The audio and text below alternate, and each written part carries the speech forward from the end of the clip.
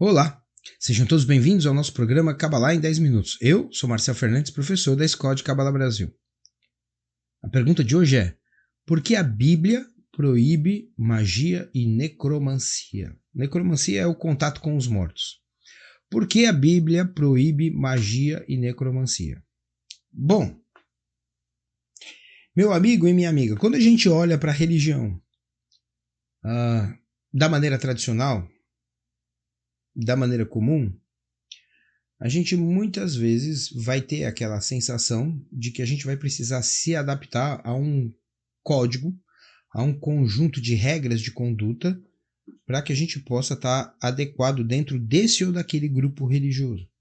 A gente acaba entendendo a religião, em linhas gerais, como um conjunto de práticas e de costumes que tem uma característica espiritual, que tem um objetivo sublime e elevado, que vem essas instruções através do Deus Todo-Poderoso, etc, etc. Mas na prática mesmo, na nossa vivência cotidiana, normalmente a religião é uma espécie de clube, com todo respeito, onde as pessoas se associam e de uma certa forma procuram colaborar umas com as outras para atingirem determinados objetivos fixados pelo código de conduta de cada uma dessas religiões.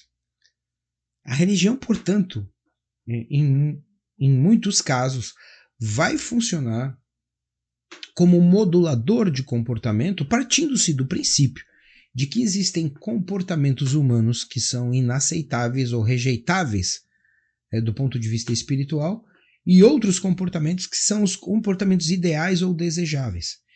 E que a diferença entre aquele que vai indo bem espiritualmente com aquele que vai indo mal é que alguns são mais dados ao primeiro grupo de comportamentos, se comportam mais da primeira maneira, né, do tipo A, que são esses comportamentos que são considerados negativos, e o outro que vai bem é aquele que consegue mudar o seu comportamento para o tipo B, ou para o segundo tipo, digamos assim, que é o tipo exigido da religião.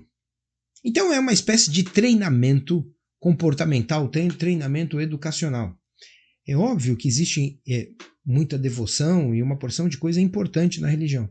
Mas na prática da maioria das pessoas, o que é exigido das pessoas é isso. É uma vivência de modulação de comportamento. Entende? Se eu entendo a coisa assim, quando eu olho para a tua questão do porquê que a Bíblia proíbe magia e necromancia, você vai encontrar por aí uma porção de respostas, né?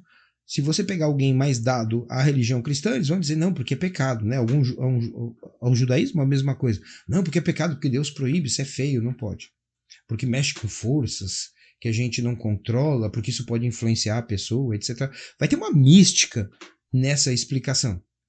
Se você, por outro lado, olhar para as pessoas que têm religiões em que se pratica algum tipo de magia ou de necromancia, as pessoas vão falar que é algum tipo de caretice, que é uma forma ignorante de tratar a vida das pessoas depois da morte e que existe todo um conhecimento de amor e bondade, etc.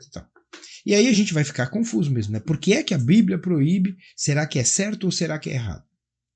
Veja, eu não quero entrar aqui na religião de ninguém, não quero que ninguém mude de opinião por conta do que eu estou falando, não estou querendo influenciar nada. Vou apenas responder a pergunta. Entenda. O que a gente vê na Bíblia é um conjunto de instruções de como funciona a alma do ser humano, de como o ser humano está completamente imerso nessa realidade material e completamente cego para a espiritualidade, para a sua reconexão com a fonte. E a Torá é nada mais, nada menos do que um manual de instrução que vai visar com que todos esses bloqueios espirituais do ser humano sejam tirados e que o ser humano se conecte diretamente à sua fonte sem nenhum intermediário. E para isso acontecer, o ser humano precisa, ou a pessoa que está estudando Kabbalah, precisa passar por uma mudança interna onde todos os vetores das suas perspectivas vão mudar.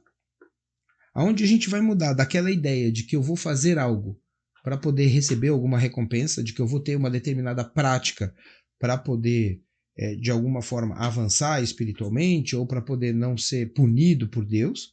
Isso vai mudar para uma ideia de que eu reconheço dentro de mim o quanto que eu sou egoísta e que esse egoísmo é o que me separa de Deus, e que na medida em que eu desenvolvo dentro de mim sentimentos que se aproximam em algum grau daquilo que seria os sentimentos mais puros do próprio Criador, os sentimentos de altruísmo completo e verdadeiro, nesta mesma medida eu crio uma espécie de sintonia com ele e a minha relação com ele é liberada ou é aberta e eu passo a sintonizar a fonte da vida.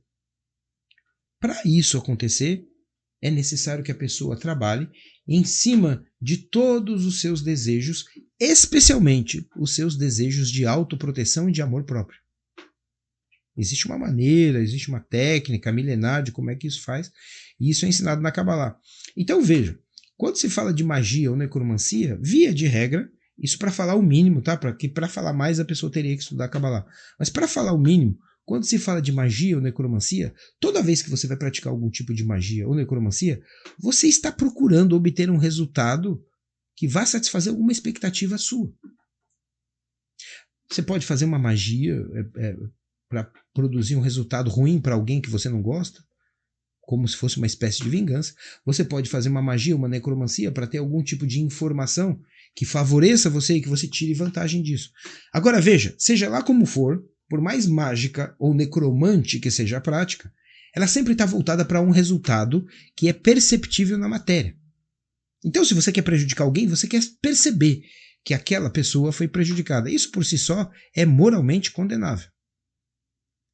Mas quando você usa isso de outra maneira, quando você quer simplesmente ter algum tipo de informação, se curar de uma doença, ou obter algum resultado positivo do ponto de vista financeiro, o que não tem nenhum problema com esse tipo de busca do ser humano, isso é absolutamente natural, mas veja, são coisas que dizem respeito às nossas necessidades ou desejos na matéria. Então, se eu estou lançando mão daquilo que eu chamo de espiritual para poder produzir um resultado na matéria, de forma alguma eu estou me reconectando espiritualmente, porque o meu objetivo é um objetivo material. Eu não tenho um verdadeiro objetivo espiritual e transcendente. Eu quero usar uma mágica qualquer, um truque qualquer, quero consultar um espírito qualquer, para que me dê um resultado aqui na minha vida concreta e material. Isto é um sinal de que a pessoa que pratica magia ou necromancia está completamente focada na sua vida material. E o objetivo da Bíblia, o objetivo da Torá, é deslocar a pessoa do seu foco material para que a pessoa se reconecte com a sua fonte transcendente. Logo, se a pessoa continuar mantendo práticas que continuam atraindo ela ou focalizando ela na matéria, ela não está cumprindo o seu objetivo transcendente espiritual, que é fora da matéria. Portanto, magia e necromancia vão ser proibidos. Porque vão trazer você para um resultado na matéria. Simples assim.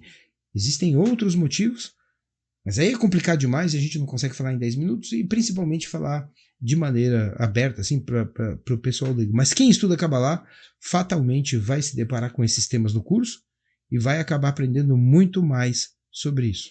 Tá ok? Espero ter ajudado. Convido vocês a começarem a estudar conosco. Para isso tem link, sempre algum link muito interessante aqui na descrição dos vídeos.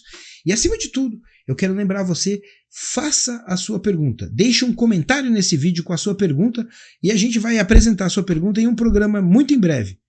Muito obrigado e até o nosso próximo programa, Kabbalah em 10 minutos.